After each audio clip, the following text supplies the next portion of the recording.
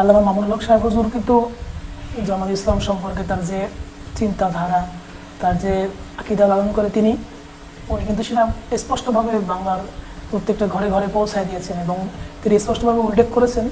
চলুন আমরা তার ভিডিওটা দেখি, এরপর আমরা মন্তব্য করব। দল এবং আদর্শগত জামাত ইসলামের ব্যাপারে আমাদের বক্তব্য পরিষ্কার। আমি ইতিপূর্বেও একাধিক বক্তব্যে জামাত ইসলামের প্রতি দুটি বিষয়ে আমার ব্যাখ্যাহীন বক্তব্য রেখেছি এবং তাদের প্রতি আহ্বান রেখেছি। সেটিকে তারা যেভাবেই গ্রহণ করুক, সেটিকে তারা ভালোভাবেও গ্রহণ করতে পারে, অথবা কেউ তো দেখেছি আমার সেই বক্তব্যের সমালোচনা করেছে।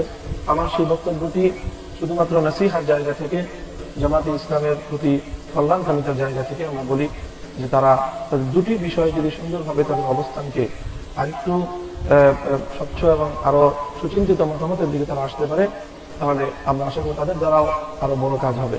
তার মধ্যে একটি হলো মাওলানা মওদুদী সাহেবের যে সকল চিন্তা এবং তার যে সকল দর্শনগুলো, তার যে সকল বক্তব্যগুলো উপমহাদেশের হাক্কানি উলামায়ে কেরামের সাথে মতপার্থক্যপূর্ণ রয়েছে, এবং মাওলানা মওদুদী সাহেবের যে বক্তব্যগুলোকে আলেম উলামায়ে কেরাম কোরআন সুন্নাহর দৃষ্টিতে তারা সেটাকে সঠিক নয় বলে ব্যাখ্যা করেছেন, তার সেই ভুল বক্তব্যগুলো থেকে, তার সেই ভুল আকীদাগুলো থেকে, তার সেই ভুল দর্শনগুলো থেকে জামাতুল ইসলাম যদি নিজেদেরকে স্পষ্টভাবে তার সম্পর্কচ্যুত ঘোষণা করে অথবা সেই ভুল বক্তব্যগুলোকে যদি প্রত্যাখ্যান করে, তাহলে আমি মনে করি যে বাংলাদেশের আলেম সমাজ জামাতুল ইসলাম সম্পর্কে তাদের যে নেতিবাচক অবস্থান সেটিও পুনর্মূল্যায়িত হবে এবং উলামায়ে কেরামের সাথে তাদের যে মতপার্থক্য রয়েছে সেই মতপার্থক্য দূরীভূত হওয়ার একটি ক্ষেত্র তৈরি হবে।